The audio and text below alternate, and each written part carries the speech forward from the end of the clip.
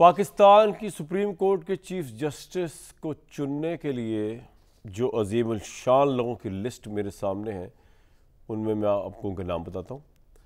ये वो लोग हैं जो इस वक्त अब से थोड़ी देर बाद, क्योंकि सुन्नी इत्तेहाद कौंसिल या पीटीआई जिसमें इतनी कन्फ्यूजन पाई जाती है कि जिन्होंने कल जजेस की सिलेक्शन की पार्लिमानी कमेटी में अपने नाम दिए, जिनमें बैरिस्टर अली ज़फ़र भी शामिल थे, अपने नाम दिए लेकिन असातिज़ा हामिद रज़ा भी शामिल थे, लेकिन नाम देने के बैरिस्टर गौहर भी शामिल थे। नाम देने के फ़ौरन बाद यू टर्न लेते हुए उन्होंने कहा कि जनाब, जिस तरमीम को हम मानते ही नहीं उस कमेटी में अपने नाम क्यों दें। तो वो अजीम नाम बाकी के जो रह गए, सुन्नी इत्तेहाद कौंसिल या पीटीआई ने बाइकआउट कर दिया उस कमेटी का। उसकी वजह से आज जो पार्लिमानी कमेटी का इजलास था चीफ जस्टिस की सिलेक्शन का, वो थोड़ी देर के लिए उसमें ब्रेक आ गई। लेकिन अब मैं जब आपसे बात कर रहा हूँ, अब से 15-20 मिनट बाद जो है दोबारा चीफ जस्टिस की सिलेक्शन का जो है वो मरहला और वो मीटिंग शुरू हो जाएगी। और हो सकता है प्रोग्राम के दौरान ही आपको मैं बता दूँ या हम आपको बता दें पाकिस्तानी मीडिया के नए चीफ जस्टिस कौन हैं।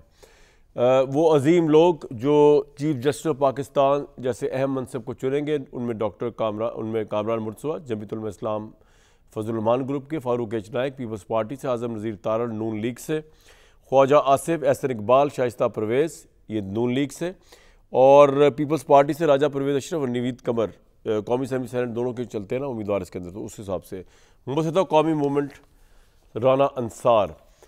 अब बड़ा इंटरेस्टिंग है, आजकल तो एक्चुअली क्विज़ होना चाहिए कि चीफ जस्टिस कौन बनेगा जब से 26वीं आईनी तरमीम आई है, क्योंकि अब तो क्विज़ का दौर है और गैस वर्क का दौर है कि कौन बनेगा। ये तीनों जो सीनियर तरीन चीफ जजेस हैं, जिनमें से एक चीफ जस्टिस बनना है, 26वीं तरमीम से पहले सिर्फ जस्टिस मंसूर अली शाह ने बनना था सीनियरिटी की बेस पे। अब इन तीनों ने बनना है, जिनमें जस्टिस मंसूर अली शाह, जस्टिस मुनीब अख्तर और जस्टिस याहिया अफरीदी शामिल है। बड़ी इंटरेस्टिंग बात ये इन तीनों के मुतालिक कि ये तीनों जो है एलिवेट हुए जब सुप्रीम कोर्ट के जज, तो 2018 में तीनों एलिवेट हुए। मतलब ये कोई एक साल का डिफरेंस नहीं इनके दरमियान, एक ही साल के अंदर ये तीनों मोअज़्ज़ज़ जज जो थे ये सुप्रीम कोर्ट के जज बनाए गए, जिनमें मंसूर अली शाह साहब सबसे पहले 7/2/2018 यानी फरवरी की 7 तारीख 2018 को ये एलिवेट हुए थे, और इनकी रिटायरमेंट जो है वो है 27/11/2027 यानी ऑलमोस्ट 2028 में। इसी तरह जस्टिस मुनीब अख्तर जो थे ये 8/5/2018 यानी जनवरी, फरवरी, मार्च, अप्रैल, मई में जो है ये 2018 की ये एलिवेट हुए थे, और इसी तरह इनकी रिटायरमेंट जो है 2028 में होनी है, 13/12/2028। जैसे याहिया अफरीदी जो है वो 28/6/2018, सिर्फ एक माह बाद मुनीब अख्तर साहब के सुप्रीम कोर्ट के जज बने थे। इनकी रिटायरमेंट की एज ऑब्वियसली सबसे लेट है इस वक्त 2030, लेकिन अगर याहिया अफरीदी साहब चीफ जस्टिस बनते हैं 26वीं आईनी तरमीम के तहत, तो इनका ओहदा जो है वो 3 साल का ही होगा। ही won't last till 2030 as a supreme court जज। तो ये सिचुएशन बड़ी इंटरेस्टिंग है। और मंसूर अली शाह साहब जो है और याहिया अफरीदी साहब ये एक्चुअली एक ही लॉ फर्म में काम भी कर चुके हैं।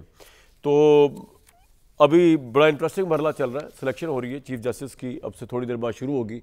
और चूँकि पाकिस्तान तहरीक इंसाफ या सुन्नी इत्तेहाद कौंसिल ने अब इनकार कर दिया है इस कमेटी का हिस्सा बनने से, लेकिन क्योंकि हुकूमत के पास 2/3 इसमें मौजूद है, तो फैसला अभी हो जाएगा, पाकिस्तान तहरीक इंसाफ हो या ना हो।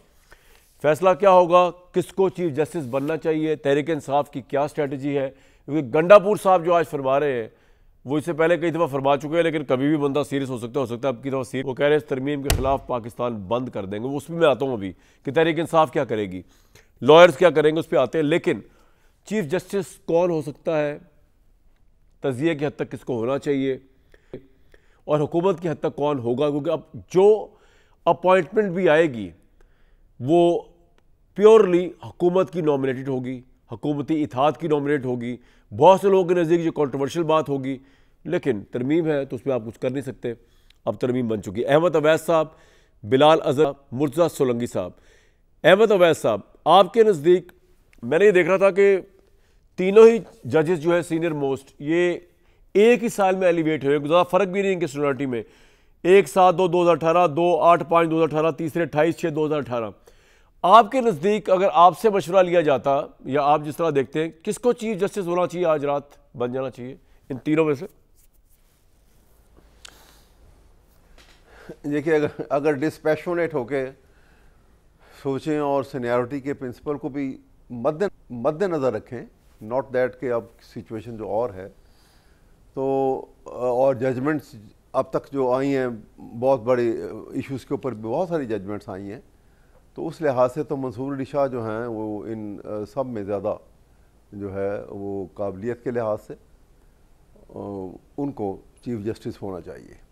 सर बाकी अब उनकी काबिलियत वैसे मैं जानना चाह रहा हूँ कि काबिलियत किस तरह मुख्तलिफ है बाकियों से, क्योंकि जैसे मैंने आपको बताया कि मंसूर अली शाह साहब 7/2/2018 को आए, फरवरी में, मई में आ गए मुनीब अख्तर साहब और जून में आ गए याह्या फरीद साहब, सेम ईयर में। तो आपके नज़दीक काबिलियत किस वजह ज़्यादा है उनकी, मंसूर साहब की, अब तरमीम के हिसाब से अगर देखा जाए तो? देखिए, काबिलियत तो पहचानी जाती है जज की उसके जजमेंट फैसलों से। ठीक, बिल्कुल ठीक।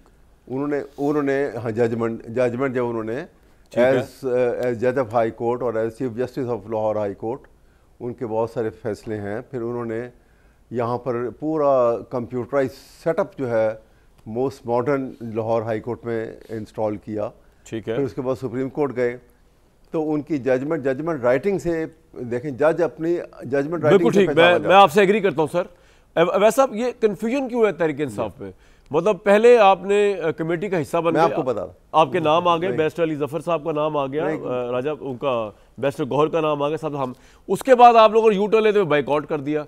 और क्यों बाइकआउट कर रहे हैं, इसका तो तरमीम बन चुकी ना? जी सर। मेरे ख्याल में कुछ नाम देने में भी कन्फ्यूजन हुई है कि ये क्योंकि सेनेट से जो नाम आने थे और कुछ नाम इधर से आने थे, तो वो उस एतबार से मेरे ख्याल में कुछ कन्फ्यूजन होगी, क्योंकि ये अनाउंसमेंट तो पहले हो चुकी थी कि ये तरमीम का हिस्सा नहीं बनेंगे। आपको याद होगा जब मौलाना ने अनाउंस किया था, ठीक है, उस वक्त भी ये था कि ये तरमीम का हिस्सा नहीं बनेंगे। इसी वजह से आपने देखा कि जब ये बिल पेश हुआ है अमेंडमेंट का, तो अली जफ़र साहब ने उसके ऊपर खड़े होकर तकरीर की थी, लेकिन उन्होंने पार्टिसिपेट नहीं किया था। कहा था कि हम इसकी वोटिंग में पार्टिसिपेट नहीं करेंगे। सर मुझे एक बात बताइए कि कल बैरिस्टर गौहर ने कहा कि जस्टिस मंसूर अली शाह तहरीक इंसाफ के कैंडिडेट नहीं है। ख्वाजा आसिफ साहब ने कहा कि याह्या अफरीदी जो है हुकूमत के कैंडिडेट नहीं है। तो फिर इशू क्या है सर? मुझे तो समझ नहीं आ रही। फिर तो इशू कोई नहीं है, फिर तो होने दें सिलेक्ट जिसको जो नहीं। असल में ये इशू मैं आपको बताऊं, ये इशू जो है ना, ये तहरीक इंसाफ की तरफ से नहीं आया था सर। ये इशू असल में शुरू हुआ था जिस वक्त हुकूमत की साइड से ये कहा गया था कि मंसूर अली शाह को अगर चीफ जस्टिस वो बन गए तो वो इलेक्शन ऑडिट करवा देंगे, लिहाजा वो किसी सूरत का एक्सेप्टेबल नहीं है। इसी वजह से पाबंदी लगाई थी। जब बिलावल साहब ने भी जब कहा, उन्होंने कहा कि जी 25 तारीख से पहले ये सब कुछ हो जाएगा और करना पड़ेगा। ठीक है। तो ये पाबंदी उधर से आई थी, that was the reason. Otherwise तो जजेस को कंट्रोवर्शियल बनाना ही नहीं चाहिए, बिल्कुल भी नहीं बनाना चाहिए। उनका काम जो है वो इंसाफ करना है, और वो जो है बल्कि जब वो इंसाफ की कुर्सी पे बैठ जाएं तो हमें समझ लेना चाहिए कि वो गॉडली ड्यूटी परफॉर्म कर रहे हैं। बिल्कुल ठीक है सर, बिल्कुल ठीक है। तो ये कंट्रोवर्सी वहां से शुरू। यानी साहब आपको काफ़ी अरसा भी सुनने को मिलेगा कि आपने सारी अदालत को सियासी बना दिया, आपने चीफ जस्टिस को अपने हाथ की छड़ी बनाने की कोशिश कर रहे हैं कि आप अपॉइंटमेंट करेंगे जिस तरह पुराने दौरों में हुआ करती थी, एग्जेक्टिव्स के अंडर नाक के नीचे चीफ जस्टिस बनता था और जजों के दिलों में यही ख्वाहिश मौजूद रहती थी कि फेवर ली जाए, फेवरेबल फैसले दिए जाएँ ताकि चीफ जस्टिस वो बने। खुदा न खास्ता मैं ये नहीं कह रहा कि हमारे 3 सीनियर जजेस जो है इस तरह की सोच रखते होंगे, लेकिन आपने कम से कम पाकिस्तान की ग्राउंड रियलिटीज़ को देखते हुए यही काम करने की कोशिश की है। और फिर वैसा बिल्कुल दुरुस्त फरमा रहे हैं कि ख्वाजा आसिफ साहब ने इतनी दफ़ा ये बात कही कि जी मंसूर अली शाह साहब अगर आएंगे तो वो ऑडिट हो जाएगा, तो ये हो जाएगा और वो हो जाएगा। और साथ बिलावल भुट्टो साहब ने इंटरव्यू देते हुए हमारे चैनल पर कहा कि जी मंसूर अली शाह साहब पे मुझे एतमाद नहीं है कि वो बाकी चीज़ों को कंट्रोल नहीं कर सकेंगे। तो वो कौन सा एतमाद है जो आप अभी आने से पहले नए चीफ जस्टिस को कंट्रोवर्शियल कर दिया आपने, जब इस प्रेमिस के ऊपर आप नया चीफ जस्टिस बनाने की तरमीम लेके आए कि वो एक ऐसा चीफ जस्टिस होगा, इन योर वर्ड्स, जिसके ऊपर आपको एतमाद होगा, जो आपके लिए पता नहीं क्या कुछ कंट्रोल करेगा, चाहे वो करे या ना करे। आपने खुद आने से पहले उस नए चीफ जस्टिस को और इस तरमीम के साथ क्या कंट्रोवर्शियल नहीं बनाया? जी बिस्मिल्लाहिर्रहमानिर्रहीम। कामरान साहब बहुत शुक्रिया जी अपने शो में दावत देने का। देखिए सबसे पहले तो आज जो ये स्पेशल पार्लियामेंट्री कमेटी 12 मेंबरान की जिसकी आज फिर मीटिंग होनी है 8:30 बजे स्केड्यूल्ड है चीफ जस्टिस की नॉमिनेशन तय करने के लिए। सबसे पहले तो हमें ये याद रखना चाहिए कि ये कमेटी हमारा सिर्फ फैसला नहीं है, ये एक आइनी तरमीम के नतीजे में हुआ है जिसको ना सिर्फ PMLN, पीपल्स पार्टी और JUI और दीगर एलाइज ने सपोर्ट किया, बल्कि जिस मुसवदे को आखिर में इवन PTI ने कहा, बल्कि सेलिब्रेट किया कि ये मौलाना साहब खड़े हुए हैं और हमनारी एफर्ट की वजह से अब ये मुसवदा जिस तरह दिखता है वो दिख रहा है, मगर हम तो एहतजाजन अब वोट नहीं डाल रहे और वजूहात से। तो देखिए इन तरामीम और इनकी शिकों के ऊपर तो PTI ने भी एतराज़ नहीं किया। तो पहली बात तो ये है। दूसरी बात ये है कि देखिए ये आज जो पार्लियामेंट्री कमेटी मैं आपको एक बात बताऊं, आई डोंट केयर अबाउट, साहब मेरी बात सुने सर आपके सवाल में आधी तकरीर थी ना, मुझे मौका भी दे दीजिए। मैं एक चीज बता दूं आपको, I don't care about what PTI thinks और PMLN थिंक्स। मैं तो आपको एक इंडिपेंडेंट सवाल पूछ रहा हूं ना, और मेरे आगे प्लीज PTI की जस्टिफिकेशन ना दें वो क्या सोच रहे हैं। अगर वो भी इसको इंडोर्स करते तो मैं आपसे ये सवाल पूछता हूं। नहीं आपने PTI के अब कंटिन्यू करें। जी नहीं सर, आपने अहमद अवाज साहब की बात का वो उनसे बात की ना सर, वो उनसे अलग बात है, तो मुझे अलग बात है। जी नहीं, चूंकि आपने नहीं सर आपने आपके सवाल में एक बड़ी गलत असर्शन थी कि ये हमने फैसला किया। मैं आपको ये बता रहा हूं कि ये तकरीबन मुत्तफिका फैसला है और ये पार्लियामान के दोनों हाउसेस का फैसला है और 2/3 अक्सरियत से हुआ है। ठीक है जी। 6 हफ्ते की अब जितने भी हफ्तों की एक पॉलिटिकल प्रोसेस है जो आपके सामने हुई है। आप तो इस तरह कह रहे हैं जैसे हुकूमत ने बैठ के काबीना के मीटिंग में फैसला किया। तो ये फैसला हुआ जिस मुसवदे के ऊपर इवन PTI को भी इवेंचुअली कोई एतराज नहीं था। उन्होंने कहा कि हमें तजाजुन वोट दे रहे हैं, तो ये पहली तो ये बात ये तस्लीम करें। मैं आपको इसमें रोक के जरा एक चीज सुनवा दूं आपकी इस कॉन्टेस्टेशन को चैलेंज करते हुए। सर आप मुझे, मैं आपसे कंटिन्यू करूंगा सर, आप सुन तो ले। आप देख, मैं आपके पास से कहीं नहीं जा रहा। 2 मिनट का था, फिर आपसे आपके पास से कहीं नहीं जा रहा सर। मैं काश मुझे मौका मिल जाता। बिलाल साहब सुन तो ले आप। चले सर, मुझे बता दीजिए मैं जब बात कर सकता हूं। नहीं आप कर सकते, आप सिर्फ मेरी सुन ले। मैं रिक्वेस्ट कर रहा हूं आपसे कि आपने कहा ना कि ये मुत्तफिका तरमीम थी, मैं सिर्फ इस पर आपको रोक रहा हूं। आप कह रहे हैं कि PTI शामिल थी, मैं आपको सुनवाना चाह रहा हूं। अगर PTI शामिल थी तो ये जो आज बयान आया है ये PTI पागल थोड़ी है कि ये बयान दे रही है। सुनवाए यार गंडापुर साहब का बयान, फिर कंटिन्यू करेंगे क्यानी साहब। इस तरह की तरामीम जो रात की तारीखियों में की जाती हैं तो हम इसकी मजम्मत भी करते हैं और ऐसी तरामीम को हम नहीं मानते किसी भी सूरत। इसके खिलाफ हम एहतजाज भी करेंगे। अदलिया के ऊपर हमला हो गया है कि उसको भी महकूम करके अब मर्जी के बंदे लगाएं और मर्जी के बंदों से मर्जी के फैसले कराएं। इस दफा हमारा जो एक फाइनल एक और एहतजाज का हम प्लान बनाएंगे। हम पूरे पाकिस्तान को ब्लॉक करेंगे और आगे बढ़ेंगे इस्लामाबाद की तरफ। एहतजाज जब तक जारी रहेगा जब तक अब इस हुकूमत से हम जान नहीं छुड़ाते, क्योंकि ये हुकूमत 25 करोड़ आवाम के बजाय अपनी जात के लिए फैसले कर रही है। अपनी गवर्नेंस ठीक करो, सूबे के हालात ठीक करो। किसी सूबे के ऊपर इस तरह का इल्जाम लगाना कि दहशतगर्दी सूबे में होती है, इस तरह के घटिया इल्जाम लगाना मेरे ख्याल में कम से कम जेब नहीं देता। और मरियम नवाज जो है वो तो इसी सूबे की बहू है, तो कुछ शर्म करो। इस सूबे की बहू होकर तुम लगी हुई हो, फिर पीछे वो 2 तुमने औरतें छोड़ी हुई हैं, सारा दिन टाँ टाँ टाँ टाँ कर रही है। हर 3 दिन बाद आती हो एक टिक टाक एक हाल में बना ले। अवाम में जाओ ना, तुम अवाम में जाओ, अवाम तुम्हें बताएगी तुम्हारी हैसियत क्या है। मरियम नवाज खुद अपना इलेक्शन हारी हुई है, पहले फॉर्म 45 दिखाया अपना। जिस सूबे की वजीर आला खुद फॉर्म 47 पे बैठी हो, उनकी क्या अखलाकियात होंगी और उनकी हैसियत ही क्या है? कोई हैसियत नहीं है। इसी पाकिस्तान की अवाम के वोट की ताकत से इस तरह की तरामीम ये कर रहे हैं ना, ये तरामीम खत्म कर देंगे।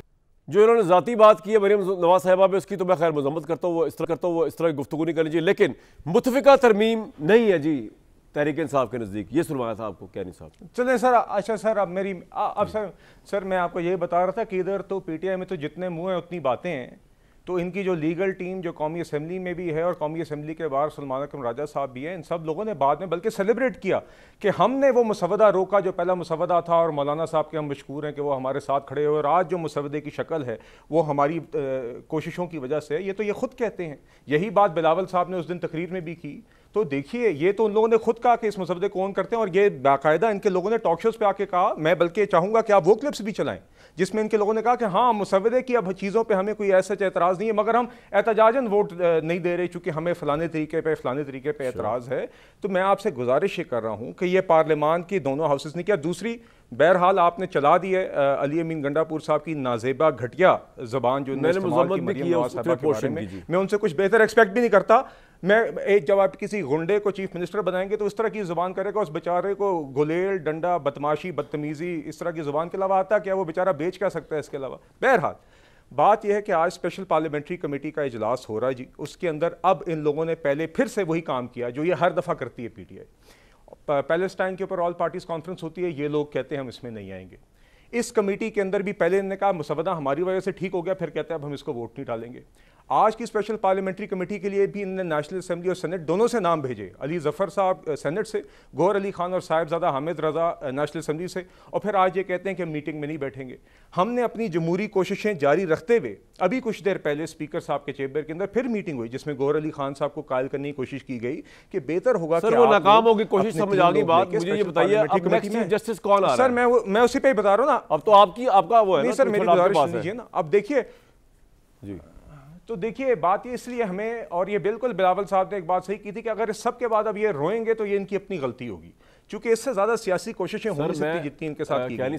जहां तक बात है जी चीफ जस्टिस की, देखिए कामरान साहब जी देखिए ये तो जी अभी कमेटी फैसला करेगी 8:30 बजे दूसरा इजलास है, इसलिए इससे कबल मैं कुछ कह नहीं सकता।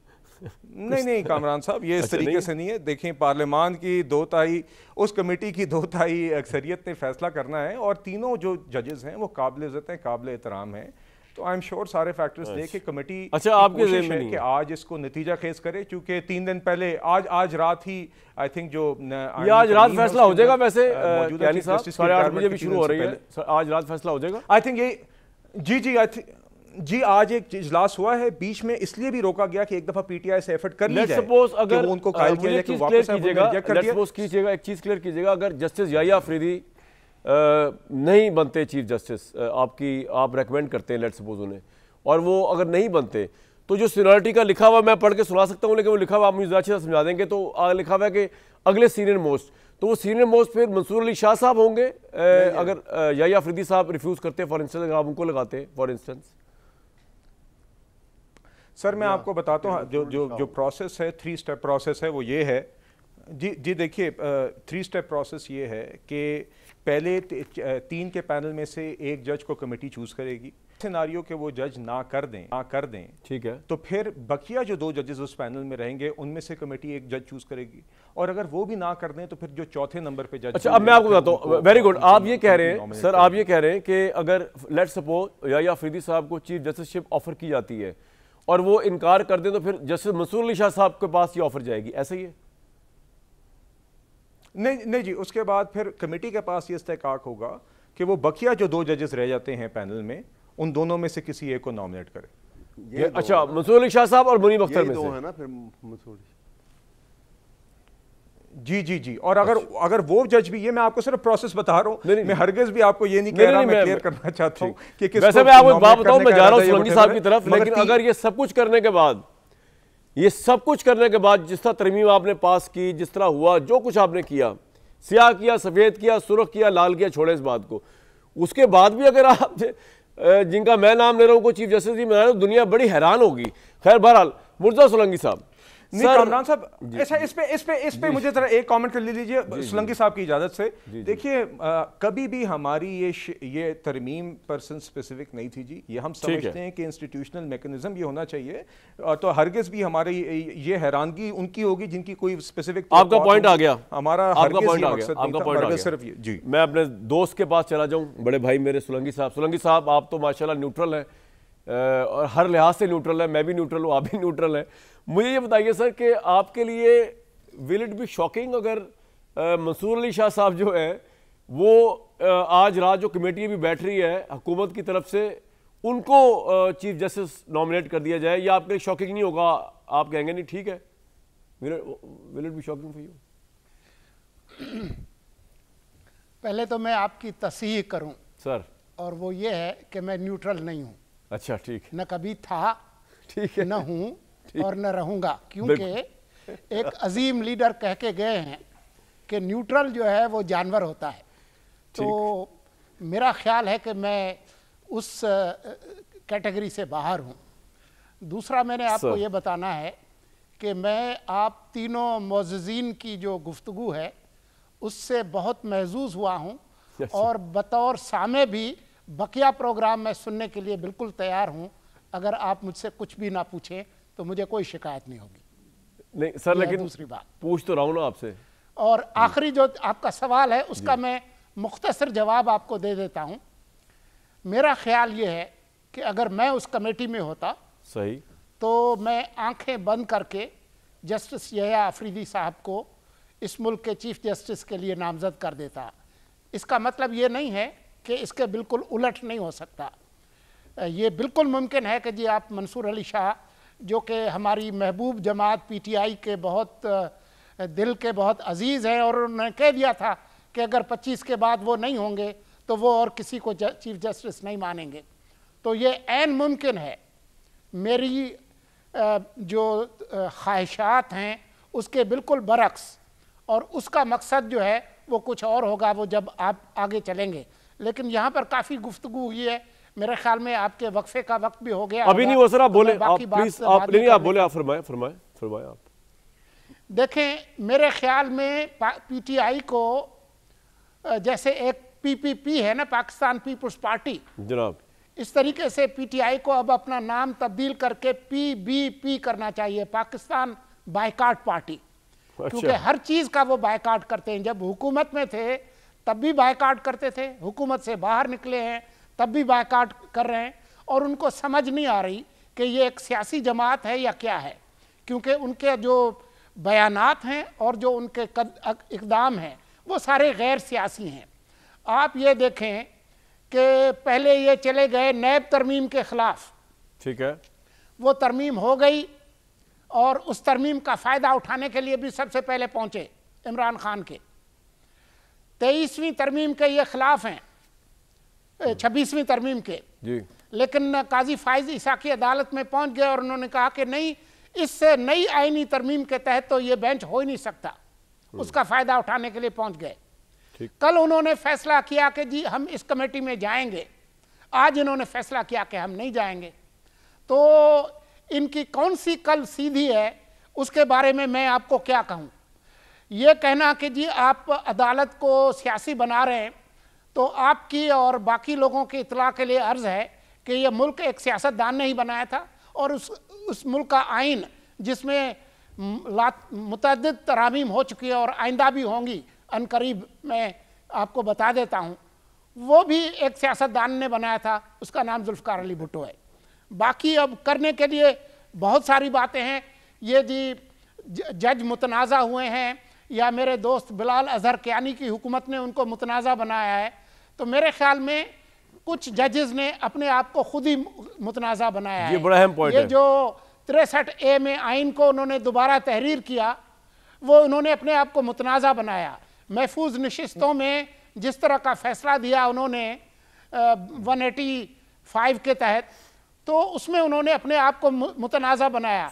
ये वजाहत जो देने लगे, शोरबे के शोरबे का शोरबा, तो ये खुद अपने आप को मुतनाज़ा बना रहे हैं, वरना ये इतने मुतनाज़ा साहब। वैसे इसमें ऐड कर ले, तहरीक इंसाफ ने भी मंसूर अली शाह साहब को बहुत कंट्रोवर्शियल बनाया। Would you agree with me? जी बिल्कुल। ये हुए तुम दोस्त जिसके दुश्मन उसका आसमां क्यों हो। ये तो जिस चीज को सोने को हाथ लगाते हैं तो ये पत्थर हो जाता है। अच्छा, फिर तो अहमद अवैध साहब के साये से बचना चाहिए सबको भाई, अगर यही सिचुएशन चल रही है।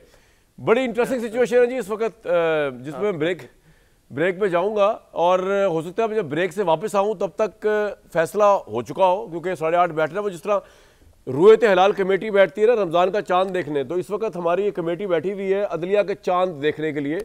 लेकिन ऑब्वियसली वो ऊपर तो नहीं देख रहा, वो तो उन्होंने अपने सामने के ज़हनों में भी नाम हो गए। लेकिन मैं आपको ब्रेक में जाते हुए एक बड़ी इंटरेस्टिंग चीज़ बता दूं कि अभी वो ट्वीट चलाइएगा मत स्क्रीन पे, ये मैं प्रोड्यूसर साहब से कह रहा हूँ।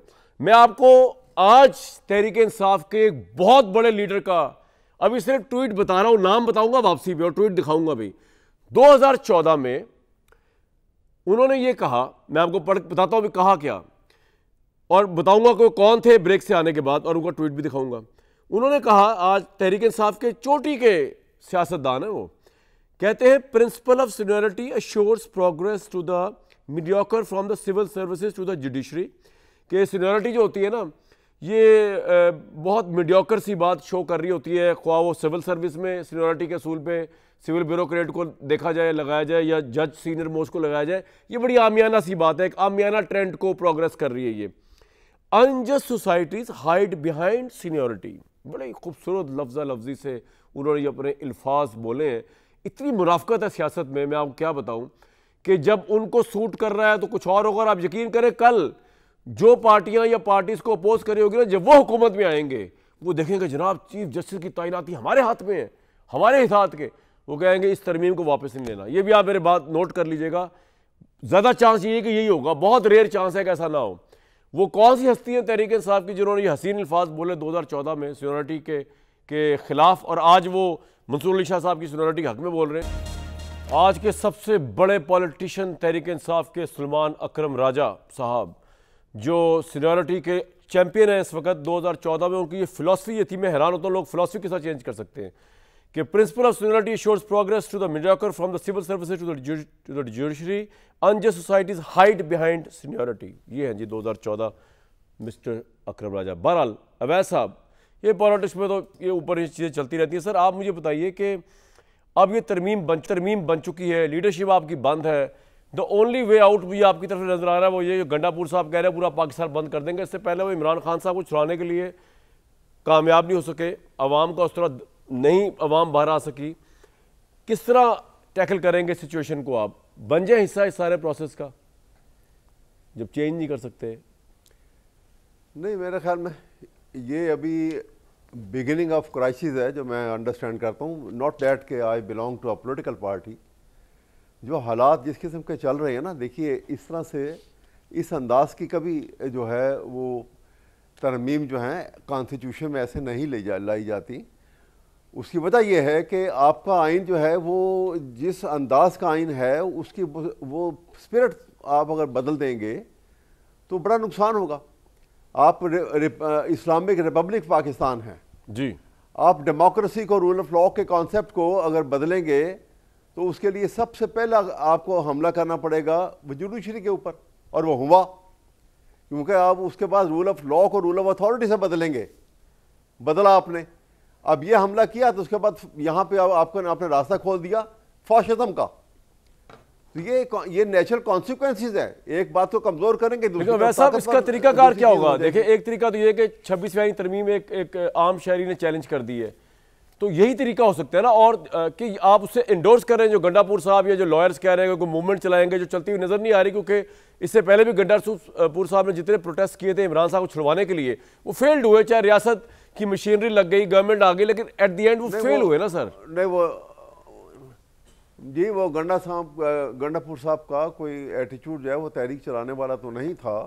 और अभी जैसे अभी कियानी साहब जो बात कर रहे थे कि ये बड़ी गैर महज़ब ज़बान वो इस्तेमाल करते हैं, तो मैं उनसे उनके जवाब में सिर्फ एक सेंटेंस ही कहना चाहूँगा कि आप ज़रा कुछ साल पीछे चले जाइए, जब 1913 से लेके और 18 तक पीटीआई इसकी नून लीग की हुकूमत थी, तो उस वक्त इन्होंने जरदारी साहब, लेकिन वैसा एक गलीज जबान जो है वो दूसरी गलीज जबान की जस्टिफिकेशन भी हो सकती है सर, प्लीज वो तो नहीं हो सकती ना सर। हाँ, नहीं हो सकती, यही मैं कह रहा हूँ कि ये वो जुबान जो इस्तेमाल, तो वो भी गलत था, ये भी गलत है। ठीक। अच्छा, अब मेरी बात सुने सर, मुझे एक बात बताइए। हाँ जी, मैं वैसा जबान को छोड़े ना, सुन लीजिएगा जी, एक बात सुन लीजिए जी। बताएं जी, मैं छोड़ दी मैं और बात कर रहा हूँ जी। बताएं।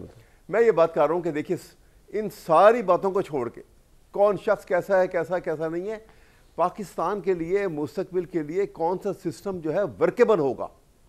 देखिए अल्लामा इकबाल ने बहुत साल पहले एक बड़ी खूबसूरत बात की थी। एक जगह उन्होंने एक उनकी, आपने शायद काफ़ी नज़र से गुजरी होगी, उनकी एक डायरी थी उन्होंने लिखी थी जिसका नाम था स्टे रिफ्लेक्शंस। उसमें एक जगह उन्होंने लिखा कि nations are born in the heart of poet, they prosper and perish in the hands of politicians. ठीक, तो खुदा ना करे कि वो हम और नुकसान की तरफ जाएं। हमें सबको कलेक्टिवली ये ख्याल रखना चाहिए कि पाकिस्तान और अवाम की बेहतरी की क्या। आप देखिए ना यहाँ पे जो कुछ हुआ। सर आपका पॉइंट आ गया। आप ये कहा कि केसेस। अच्छा सर, एक बात बताएं, आपकी कोई इंटरनल इंक्वायरी चल रही है जैन कुरैशी साहब के ऊपर या दूसरे लोगों के ऊपर कि उनकी लॉयल्टी मशकूक है आपके नजदीक तरीके से? नहीं, मेरा नहीं ख्याल। जैन कुरैशी तो अपनी बेचारे एक्सप्लेनेशन भी देता फिर रहा है, कहाँ से उसके मुतालिक बात हो गई। लेकिन इंटरनल इंक्वायरी शायद बाकियों की हो रही होगी। ये डिसिप्लिनरी जो है, ये तो पॉइंट आ गया सर, पॉइंट आ गया, पार्टी का पॉइंट आ गया, वक्त के लिए जरा बिल्कुल ठीक है सर। मुझे ये बताइएगा बिलाल साहब कि बेसिकली अगर अब तहरीक इंसाफ वाले अब इंगेज तो नहीं हो रहे, आप समझते हैं कि इस पर अब आपकी जो तरमीम है इसमें दो चैलेंजेस आएंगे। एक तो हो चुका कि पिटीशन फाइल हो गई है, दूसरा जो है वो पूरा पाकिस्तान बंद होने का चैलेंज आएगा। तो एक ऐसी पिटीशन आप लेके आए जिसमें आपको अभी चैलेंजेस खत्म नहीं हुए, चैलेंजेस आएंगे। नहीं कामरान साहब देखिए, बात यह है, आपको मेरी आवाज़ आ रही है जी? जी जी आ रही है। जी कामरान साहब देखिए, पटिशन के हवाले से तो मैं एक चीज़ तो हम सब मानते हैं ना जी कि जो वकील हैं या जो सुप्रीम कोर्ट के जजेस हैं सब आइन और कानून के वही पढ़ते हैं और परखते हैं और उसके मुताबिक ही रोज़ाना फ़ैसले करते हैं। तो मैं आइन की बहुत मुख्तसरन 2 शिक्के पढ़ना चाहूँगा जी इस हवाले से जो आपने सवाल किया कि ये पटिशन डालने जा रहे हैं या कोई पटिशन डाल रहा है कॉन्स्टिट्यूशनल अमेंडमेंट को चैलेंज करने के लिए। आर्टिकल 239(5) कॉन्स्टिट्यूशन का कहता है कि no amendment of the constitution shall be called in question in any court on any ground whatsoever। और इससे अगला सब आर्टिकल 6 ये कहता है कि for the removal of doubt it is hereby declared that there is no limitation whatever on the power of the Majlis Shura Parliament to amend any of the provisions of the Constitution। आइन इस हवाले से ज़्यादा वाज़ेह जी, जिसमें उन्होंने कहा था कि कर सकते हैं। आप मुझे बताइए फैसला जो भी हो सर फैसला और भी सर फैसला तो 63A की रीराइटिंग का भी था सर, फैसला तो 63A की रीराइटिंग का भी था, ठीक है, जो कि गलत था, जो शुक्र है दुरुस्त हो गया। आर्टिकल तो देखिए गुजारिश ये है कि इससे ज्यादा एक आर्टिकल 58(2)(b), हाँ वो सर मेरी गुजारिश कीजिए ना, नहीं क्या लेकिन वो सुप्रीम कोर्ट ने स्ट्राइक डाउन नहीं किया, 239(6) वैसा वो तो पार्लियामेंट ने फिर जी सर गुजारिश है आर्टिकल सर गुजारिश है जब यानी साहब कंप्लीट कर लें, जब आइन में लिखा हुआ है सर, जब आप आइन वाज़े तौर पे कह रहे हैं कि कॉन्स्टिट्यूशनल अमेंडमेंट किसी भी ग्राउंड के ऊपर किसी भी कोर्ट के अंदर और जो वो पाकिस्तान बंद कर देंगे, चले उसका मैं जवाब उनसे लेता हूं सोलंकी साहब से। आप कह रहे हैं कि देखिए दूसरा मंसूर साहब, सॉरी कामरान साहब कोई इंशाल्लाह कोई पाकिस्तान बंद नहीं होगा जी। इस तरमीम के अंदर बहुत संजीदा पॉलिटिकल नहीं सर, मैं आपको अब मैं बताना नहीं चाह रहा, मैं मंसूर कौन से कंफ्यूज कर रहा था जहन में, मैं मंसूर आपके फेलो एंकर हैं उनके शो में इसके बाद जा रहा हूँ मेरे जहन पे वो थे, आप उनको मरवाएंगे जिस तरह आपने उनको मरवाने की आपकी जर्नलिज्म के कॉलीग जो बनते पता नहीं क्या हर चीज़ का पता नहीं सर। गुजारिश ये कामरान साहब, जी कामरान साहब, तो बेसिकली जी देखिए ये आइन अब ये पॉलिटिकल प्रोसेस के नतीजे में ये सारा सर पॉइंट आ गया आपका, और इसके अंदर पाकिस्तान बार काउंसिल की भी इनपुट आई, आगे बार काउंसिल की भी इनपुट आई, जो आजम बार काउंसिल भी आपकी पार्लियामेंट्री कमेटी में पेश, बार काउंसिल भी आपकी, पीपल्स पार्टी भी आपकी, कामरान मुर्तजा भी आपके, सब आपके भाई, आप जीत गए।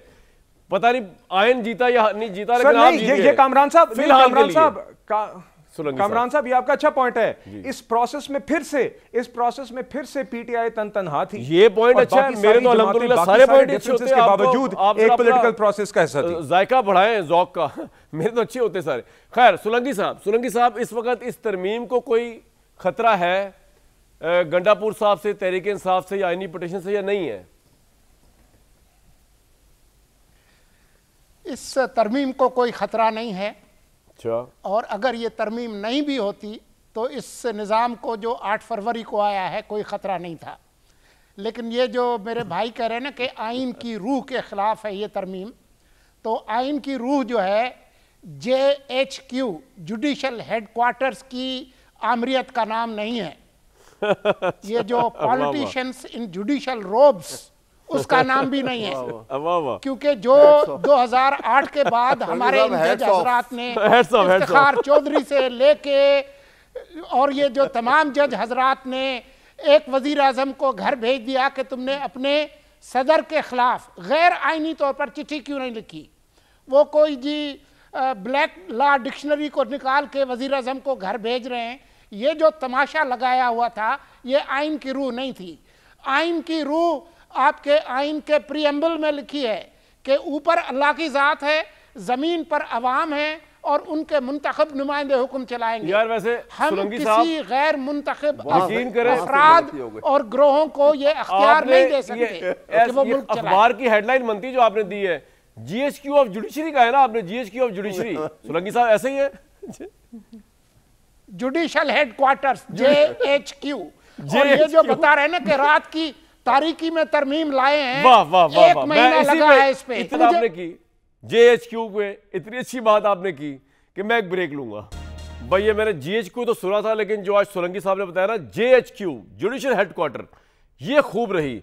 लेकिन पाकिस्तान GHQ तो एक ही है ना, उसकी तो यूनिटी ऑफ कमांड है। यहाँ पे दो बनने लगे हैं, आईनी बेंच वाला JHQ और वो बेचारी सुप्रीम कोर्ट जो रह गई है पावरलेस, वो वाला GHQ। तो बस हमारे पास तो फिर एक ही पावर का हेडक्वार्टर है, वो मैं आपको बताऊंगा नेक्स्ट टाइम जब मैं कल आऊंगा इंशाल्लाह। नए चीफ जस्टिस का नाम आप लोगों के सामने आ चुका होगा। मुझे दीजिए कल तक इजाजत।